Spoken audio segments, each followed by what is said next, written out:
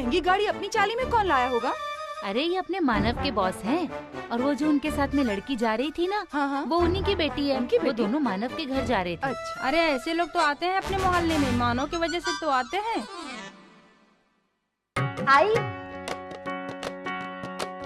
आई वो लोग आ गए हैं।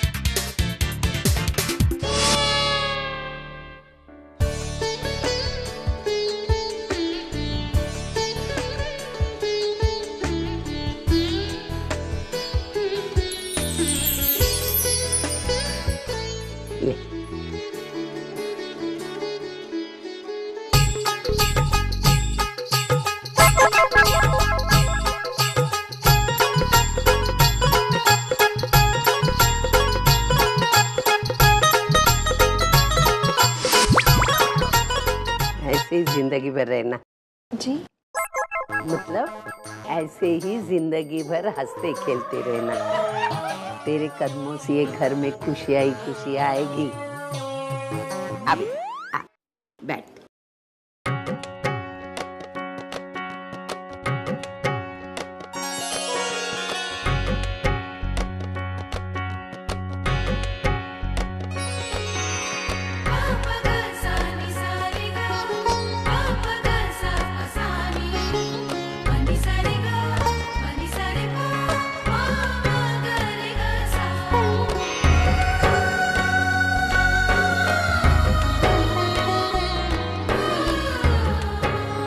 ये लीजिए मिठाई खाइए। श्रावणी आओ तुम्हें बाबा से मिला देता हूँ। बाबा से मिलाता हूँ? ऐसे बोल रहा है जैसे अमिताभ बच्चन से मिला रहा है।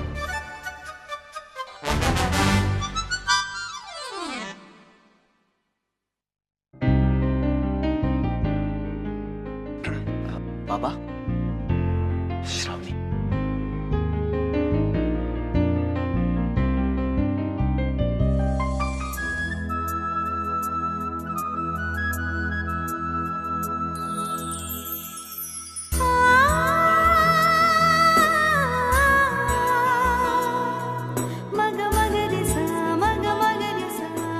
शुक्र है। कैसे हैं आप? ठीक। आप भी हमारे साथ बाहर चलिए। हाँ बाबा आइए ना।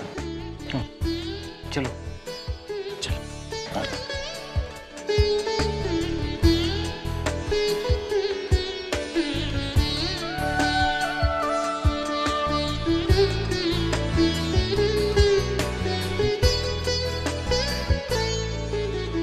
नमस्ते गिरीश जी, बधाई हो।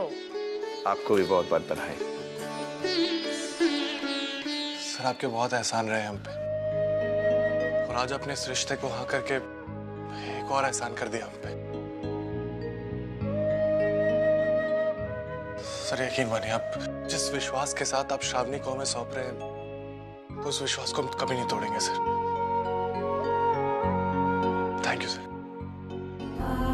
अपना दर्द छुपाकर अपने भाई की खुशियों में शामिल होने जा रहा है। हे बाप्पा, आपका लाख लाख शुक्रिया जो आपने मुझे मानव जैसा बड़े दिल वाला बेटा दिया।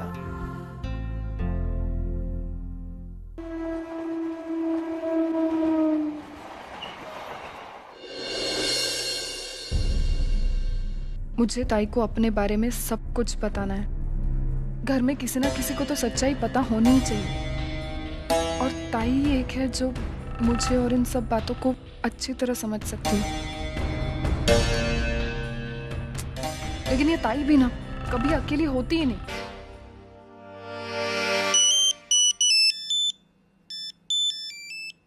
ताई का फोन।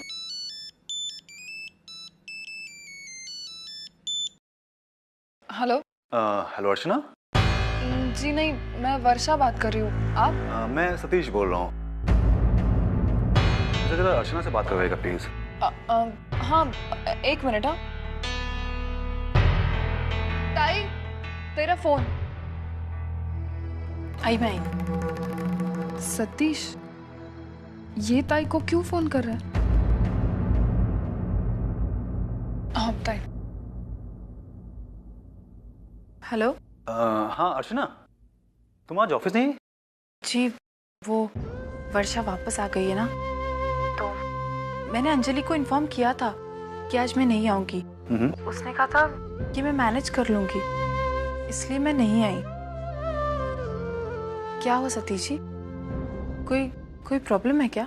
नहीं, कोई प्रॉब्लम वाली बात नहीं। मैंने सिर्फ इसलिए फोन किया ताकि पता करूं सब ठीक ठाक है या नहीं। नहीं सब, बाकी सब ठीक है। आई, ये ताई को सतीश का फोन? अरे हाँ, तू तो जानती ही नहीं ना। जब अर्चू ने जॉब करने का फैसला किया ना, तो उसका पहला इंटरव्यू सतीश के ऑफिस में था और वहां उसकी नौकरी पक्की भी हो गई।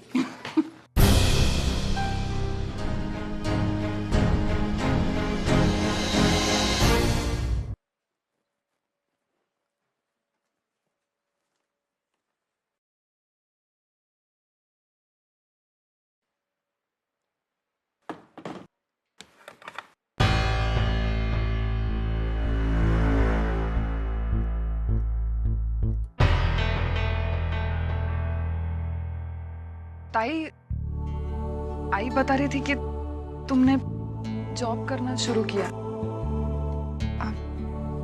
मुझे बहुत अच्छा लगा ये सुनकर। आई भी खुश हो गई होगी ना? आई के दिल का तो बहुत बड़ा बोझ हल्का हो गया।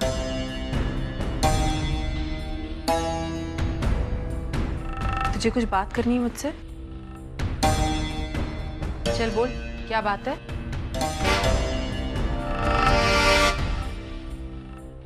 बोल ना। ताई, बात ये है कि बोल ना वर्षु, क्या बात है?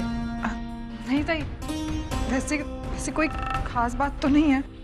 वो क्या है ना, इतने दिन तुम लोगों से दूर रही हूँ ना, तो बहुत सारी बातें हैं जो मुझे सुननी है, बहुत कुछ बताना है और बहुत कुछ जानना भी है।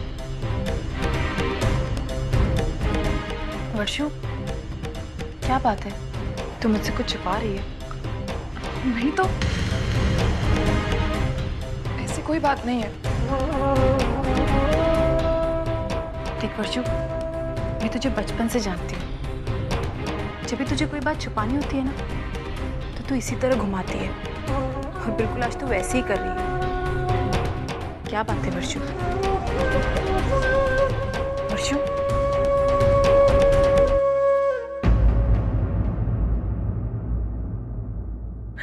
वर्षु, वर्षु तू रो क्यों रही है? वर्षु बोल ना, क्यों रो रही है? ताई, हाँ बोल।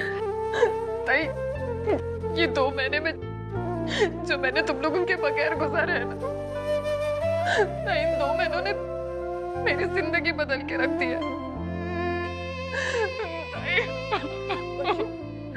ऐसे क्यों रो रही है वर्षु? मुझे बता। ताई, तुम्हें नहीं पता मेरे साथ क्या क्या हुआ। वर्षु बोल ना, क्या हुआ? वर्षु बोल, क्या हुआ? हाँ, मुझे क्या हुआ? वर्षु मेरी तरफ देख, मुझे बता क्या हुआ। बोल क्या हुआ? वर्षु,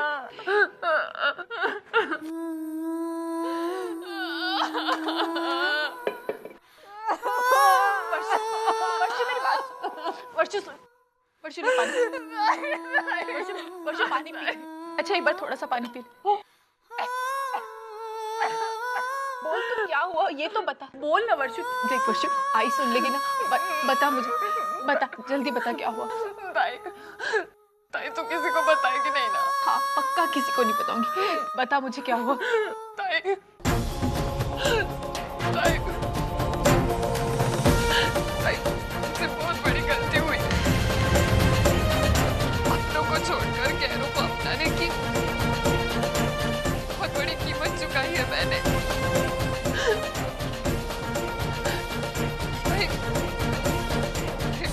मेरे बॉस अश्विन सागर।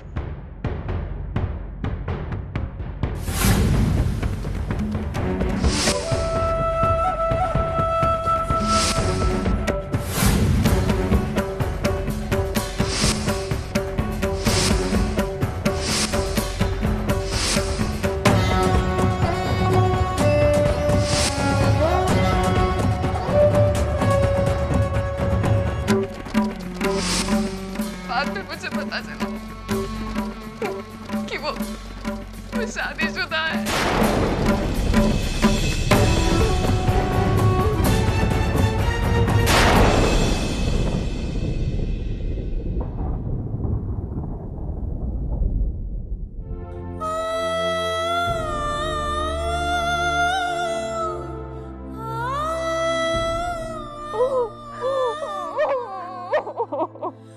वर्षु, तू रो मत।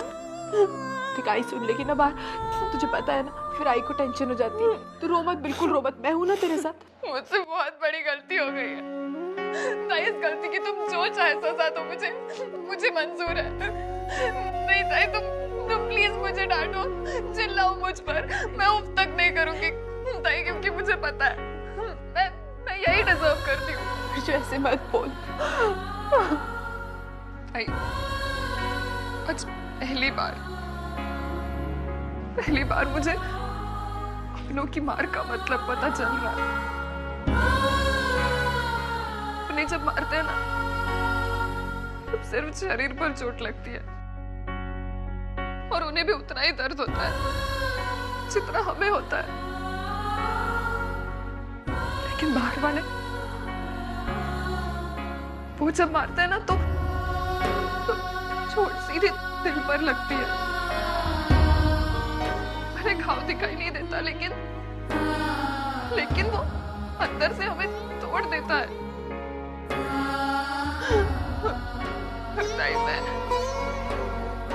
मैं पूरी तरह टूट चुकी हूँ, खत्म हो चुकी हूँ मैं। पर मुझे नहीं पता, मुझे संभलते कितना वक्त लग जाएगा।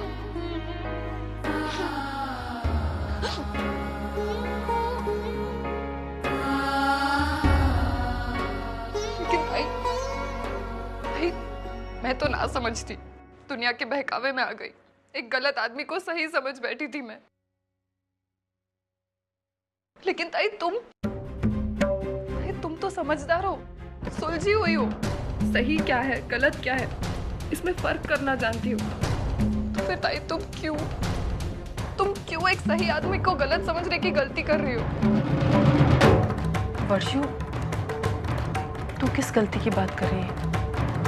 ताई, तुम मानव जीजू को डिवोर्स क्यों दे रही हो? उस गलती की बात कर रही हो। मैं कोई गलती नहीं कर रही। ताई तुम गलत हो, तुम बहुत बड़ी गलती कर रही हो ताई। और ऐसा करके तुम सिर्फ खुद को ही नहीं बल्कि तुम दोनों को वो सजा दे रही हो जो गलती तुम दोनों ने की ही नहीं है। मानव जीजू को भी गलत नहीं हो सकते। लेकिन तुझे कैसे? क्योंकि मैंने मानव जीजू को बहुत नजदीक से जाना है। ताई तुम ही हमेशा कहती हो ना, इंसान की सही परख उसके बुरे वक्त में होती है।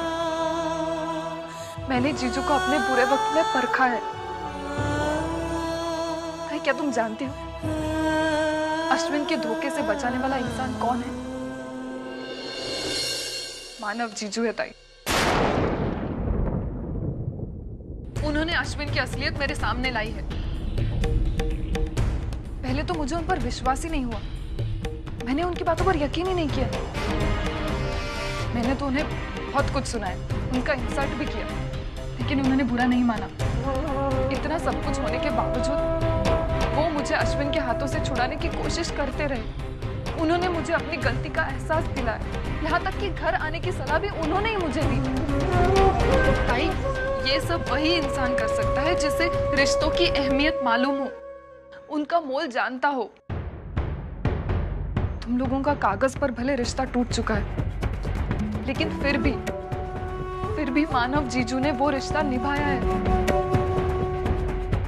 तुम्हें मुझे एक बात बताओ, जो इंसान तुम्हारी बहन की बदनामी नहीं देख सकता, वो तुम्हारी बदनामी कैसे कर सकता है?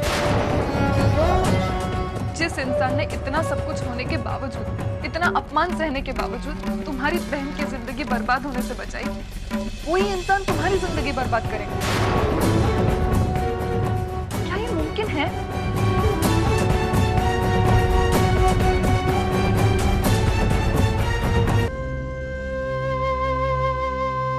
ताई, इस तलाक को अंजाम देने से पहले एक बार, ताई प्लीज सिर्फ एक बार जीजू से मिल लो। ताई मैं जानती हूँ तुम दोनों के बीच में जो गलतफहमियां हैं वो दूर हो जाएंगी। ताई तुम दोनों एक दूसरे के लिए बने हो।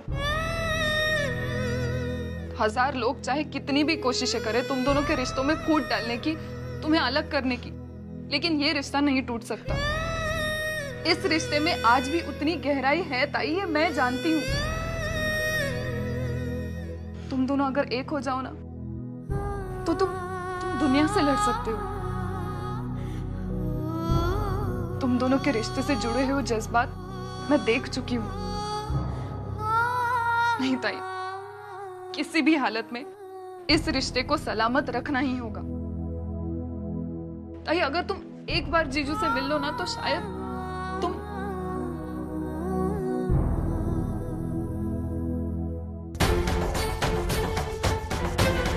तुम्हारे लिए भी हमारी शादी, हमारे रिश्ते के बारे में बात करना कुछ खास मायने नहीं रखता। अच्छा, अगर तुम्हारी नजरों में इन बातों की अहमियत होती ना, तो तुम किसी यार के साथ नहीं आती यहाँ पे। इसका मतलब साफ है, तुम्हारा यहाँ आना भी एक दिखावा है। तुम पहले ही तय कर चुकी हो कि तुम्हें करना क्या है। नहीं, मैं उनसे मिलने नहीं जाऊंगी। लेकिन ताई क्यों नहीं जाओगी तुम? इतना सब कुछ समझने के बाद भी? बस उनके दिल में मेरे लिए क्या है, ये बात से ज्यादा मायने रखती है उनके दिमाग में मेरे लिए क्या है। उनकी सोच मेरे बिल्कुल खिलाफ हो चुकी है, इसीलिए डिवोर्स पेपर्स से पहले उन्होंने साइन किए। लेकिन उसके बावजूद भी मैं उनसे मिलने उनके घर तक गई थी। लेकिन वो तो अच्छा हुआ कि सतीश जी वहां मेरी मदद करने आ गए। पता नहीं वो लोग मेरे साथ क्या क्या कर रहे हैं। नहीं वर्षु, तलाक देना उनकी मर्जी थी। उनका विश्वास उठ चुका है मुझ पर से, इसीलिए सतीश जी और मेरे बारे में उन्होंने क्या क्या नहीं कहा। और इस बात से यही साबित होता है कि अब इस मामले में बात करने से कोई फायदा नहीं।